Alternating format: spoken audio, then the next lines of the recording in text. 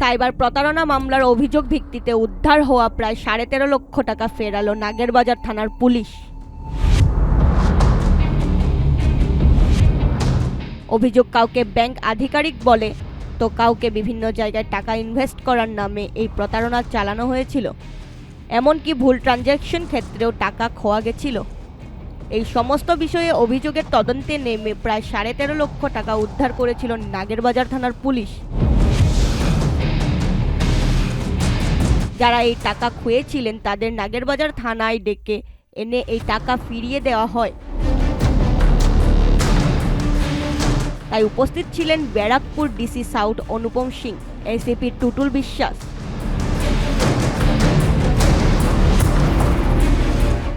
ACP traffic সৌম্যনন্দ সরকার, নাগেরবাজার থানার OC তরুণ দেবনাথ। থানার আধিকারিকরা এই দিন 6 জন সাধারণ মানুষকে যাদের মোবাইল হারিয়ে গিয়েছিল আর উদ্ধার হওয়া টাকা এবং মোবাইল পেয়ে খুশি সাধারণ মানুষ।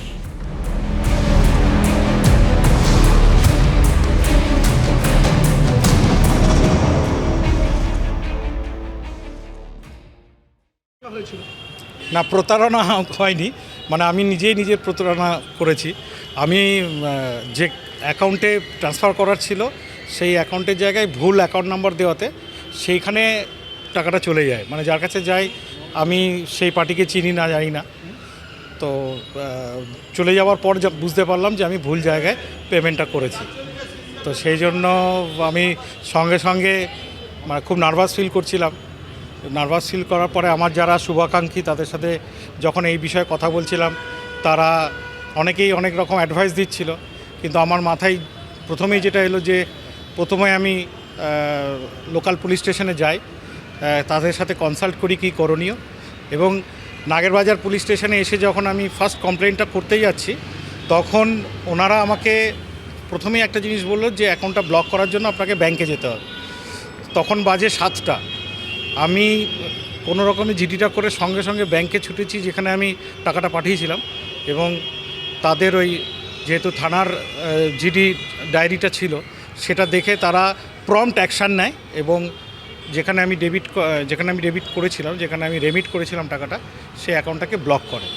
এবং তারপরে আমি আবার ফিরে আসি এবং প্রসেনজিৎ স্যারের সাথে কনসাল্ট করি। উনি সঙ্গে সঙ্গে আমাকে প্রসেসটা বলে, সঠিক যে প্রসেস সেই প্রসেসটাই বলে। এবং আমি local police station, Prosenjit sir এবং নাগেরবাজারের যত অফিসার আছে সবার খুব সাহায্য সঙ্গে সঙ্গে পাই, এবং উইদিন 15 to 16 ডেজ আমি আমার টাকাটা আমার অ্যাকাউন্টে ফিরে পেয়েছি। 10 lakhs, 10 লাখ টাকা। যেদিনকে রামলালার জন্মদিন ছিল সেদিনকে 22শে জানুয়ারি। আমার নাম সন্দীপ চৌধুরী। অবশ্যই খুবই ভালো লাগছে, মানে আমি তো বিশ্বাসই করতে পারছি না যে এত তাড়াতাড়ি টাকাটা আমি ফিরে পেলাম। খুবই ভালো লাগছে। আমার নাম সন্দীপ চৌধুরী। ছিল ওটা নিয়ে নানা রকম ধরনের চিটিং করে দিয়েছিল। এটা আমাদের যে থানার অফিসার আছে ওরা খুব ভালোভাবে কাজ করেছে, সঙ্গে সঙ্গে যে টাকাগুলো ফ্রিজ করতে পেরেছে আর কোর্ট মার্ক করতে আজকে আমরা ওই টাকাটা পেয়ে গেছি। পরিমাণটা কত ছিল, কত টাকা রিকভারি হলো? আজকে বললাম আপনাকে 4 লক্ষে টোটাল 13.5 লাখ টাকা আমরা ফেরত করাতে পেরেছি। স্যার, এই নাগেরবাজার থানা খুব ভালো কাজ করছে। আমরা দেখলাম কদিন আগে মোবাইল টোবাইল উদ্ধার করে দিয়েছিল। তো স্যার, থানার উন্নয়ন নিয়ে কোনো কিছু ভাবছেন আপনারা? মানে ব্যারাকপুর কমিশনারের অন্তর্গত বেশ কিছু থানা রয়েছে, তার মধ্যে উল্লেখযোগ্যভাবে দেখতে পাচ্ছি যে নাগেরবাজার থানার ইনিশিয়েটিভটা অন্যরকম। যে কয়েকদিন আগে কিছু রিকভারি করেছে, আজকেও একটা বিরাট অ্যামাউন্ট মানে সাধারণ মানুষের কাছে পৌঁছে দেওয়া হলো রিকভারি করে। এর কারণটা কি? অবশ্যই এটা দেখুন, পার্সোনাল ইন্টারেস্ট, তারপরে অফিসারদের কোয়ালিটি আর কন্টিনিউয়াস লাগে থাকার একটা দরকার হয়। নাগেরবাজার যে ওসি আছে অবশ্যই তরুণ আপনার অফিসারকে ভালো গাইড করছে, যে এসিপি আছে ও গাইড করছে আমাদের। সেই জন্য আমরা ভালোভাবে এটা রেজাল্ট পাচ্ছি। আমরা চেষ্টা করবো আমাদের অন্য থানা বি এইরকম যাতে ভালোভাবে কাজ করে। কিন্তু সব থানা তো গেলে মোবাইল নিয়ে অনেক জায়গায় অভিযোগ আসছে, বেশ কিছু থানায় মানে অভিযোগ জমা পড়ছে যে মোবাইল হারিয়ে গেছে, কিন্তু সেইভাবে কিন্তু সেই রিকভারিটা পাওয়া যাচ্ছে না। কিন্তু তুলনামূলক এই থানায় কিন্তু আমরা দেখলাম মাসখানেকের মধ্যে বিরাট সাফল্য। দেখুন, মোবাইল রিকভারি যে প্রসেস আছে এটা খুব ডিটেল প্রসেস আছে। এটা ডাইরেক্ট পুলিশের উপরে, যদি আপনি বলবেন কি পুলিশের খুব অ্যাক্টিভ রোল হচ্ছে না, পুলিশ কিছু করছে না, এটা তাই নেই।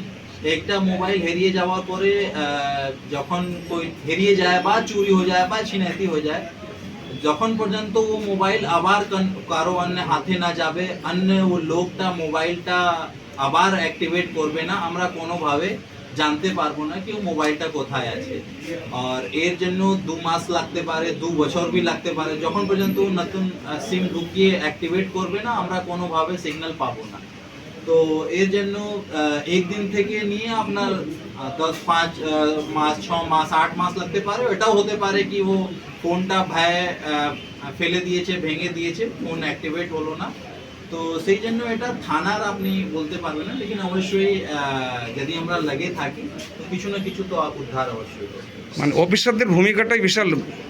অবশ্যই এখানে লেগে থাকা উচিত আছে, কিন্তু একটা মোবাইল কখন অ্যাক্টিভেট হচ্ছে আমরা জানতে পারছি না। আজকে মোবাইল চুরি হলো, কালকেও অ্যাক্টিভেট হতে পারে, 6 মাস পরেও অ্যাক্টিভেট হতে পারে। তো এর জন্য আমাদেরকে কন্টিনিউয়াস লেগে থাকতে হবে তো মোবাইলটা অ্যাক্টিভেট করে, ওর পিছনে লেগে থাকতে হবে। স্যার